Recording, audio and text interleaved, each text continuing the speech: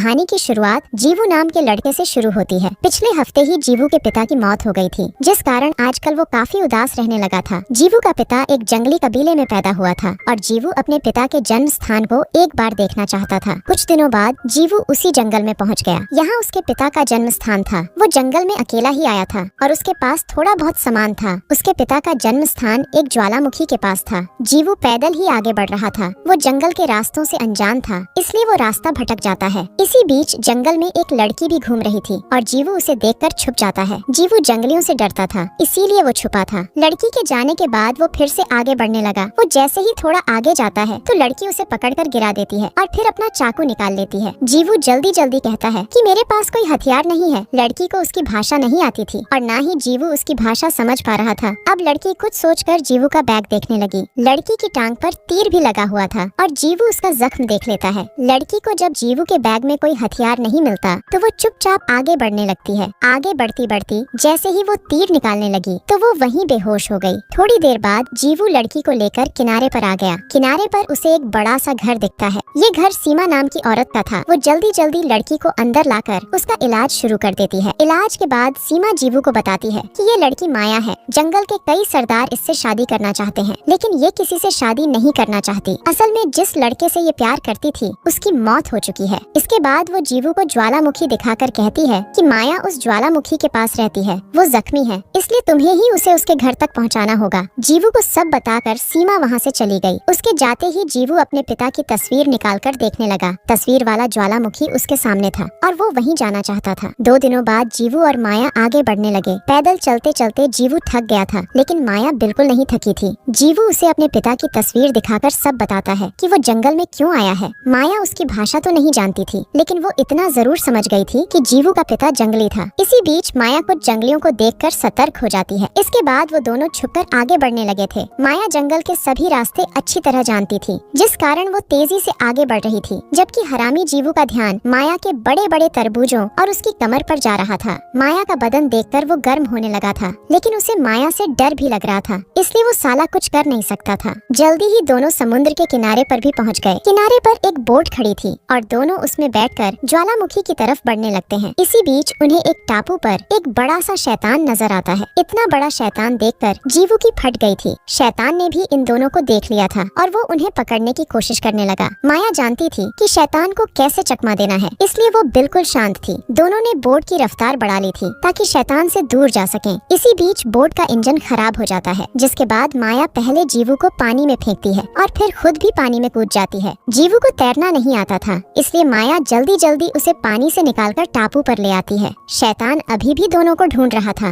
और ये दोनों एक बड़े से पत्थर के पीछे थे। शैतान को जब वो दोनों कहीं नजर नहीं आते तो वो वहाँ से चला जाता है। शैतान के जाते ही माया जीवू को होश में लाने की कोशिश करने लगी, मगर उसकी काफी कोशिशों के बाद भी जीवू को होश नहीं आता। एक बार तो माया का दिल किया कि वो जीवू को छोड़कर चली जाए, लेकिन कुछ सोचकर वो रुक गई। वो फिर से कोशिश करने लगी और इस बार जीवू को होश आ जाता है। अब दोनों फिर से आगे बढ़ने लगे थे। थोड़ी देर बाद ये दोनों कुछ देखकर खुश होने लगे। दोनों के सामने ज्वालामुखी था। ज्वालामुखी उनसे कुछ ही दूरी पर था, इसलिए दोनों उसे देखकर खुश हो रहे थे। कुछ ही देर बाद रात हो गई और इन दोनों का सफर अभी भी जारी था। आगे बढ़ते बढ़ते दोनों को एक बस दिखती है, जिसके बाद ये दोनों उसमें सवार हो जाते हैं। इस बस में कुछ और भी लोग थे। ये सभी लोग जंगल के पास वाले कस्बे में रहते थे और ये बस कस्बे की तरफ ही जा रही थी। बस में बैठे लोग जंगल में काम करते थे। ये लोग हफ्ते में 1-2 बार ही यहाँ आते थे। बस का ड्राइवर जीवू को बताता है कि इस जंगल में बहुत सारी खतरनाक चीजें हैं, लेकिन अपने परिवार का पेट भरने के लिए हमें इस जंगल में आना पड़ता है। अगले दिन सुबह होते ही माया की तबीयत खराब होने लगी।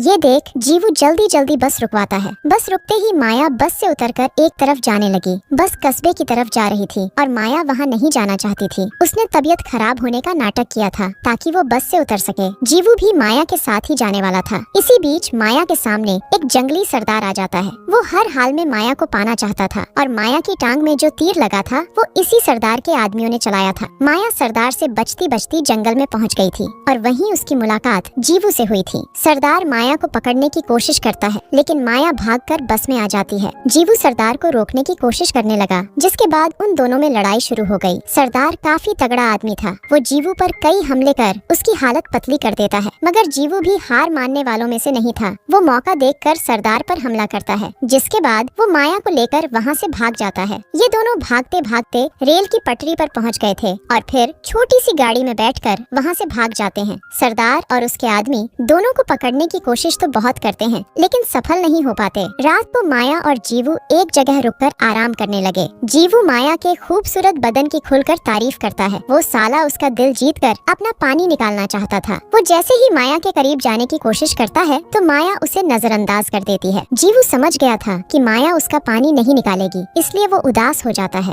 सरदार के आदमी भी उनके पास ही थे। जल्दी ही वो इन दोनों के पास पहुंचकर इन्हें घेर लेते हैं। सरदार घुटनों पर बैठकर माया से प्यार की भीख मांगने लगा। वो माया से शादी करना चाहता था। सरदार का प्यार भरा अंदाज देखकर शायद माया का दिल पसीज गया था। वो उसके पास आकर पहले उसे चूमती है और फिर कहती है कि मैं तुम्हारा पानी जरूर निकालूंगी। इसके बाद माया उसके साथ जाने लगती है। जीवू समझ गया था कि माया उसे बचाने के लिए ये सब कर रही है। वो सरदार पर हमला करने की कोशिश करता है, लेकिन सरदार उसे ही बेहोश कर देता है। अगले दिन जब जीवू को होश आया तो वो खुद को जंगल में ही पाता है। जीवू जानता था कि वो माया के कारण ही जिंदा है, इसलिए वो भी अब माया की मदद करना चाहता था। वो जैसे ही आगे बढ़ने लगता है तो उसकी नजर दूर जा रहे शैतान पर पड़ती है। शैतान को देखने के बाद उसकी नजर कई जंगलियों की लाशों पर भी पड़ती है। इन्हें शैतान ने ही मारा था और ये सभी सरदार के आदमी थे। इसके बाद वो जल्दी जल्दी ज्वालामुखी की तरफ जाने लगता है। ज्वालामुखी के पास ही माया रहती थी और सरदार का कबीला भी वहीं था। दूसरी तरफ माया नींद में थी और सरदार उसका सिर सहला रहा था। थोड़ी ही देर बाद जब जीवू ज्वालामुखी के पास पहुंचा तो उसका सामना सरदार से होता है। जीवू यहाँ सरदार को ही मारने आया था ताकि सरदार को मारकर वो माया को अपने साथ ले जा सके। वो जैसे ही सरदार पर हमला करने लगता है तो सरदार उसी पर हमला कर देता है। दोनों के बीच फिर से लड़ाई शुरू हो गई थी।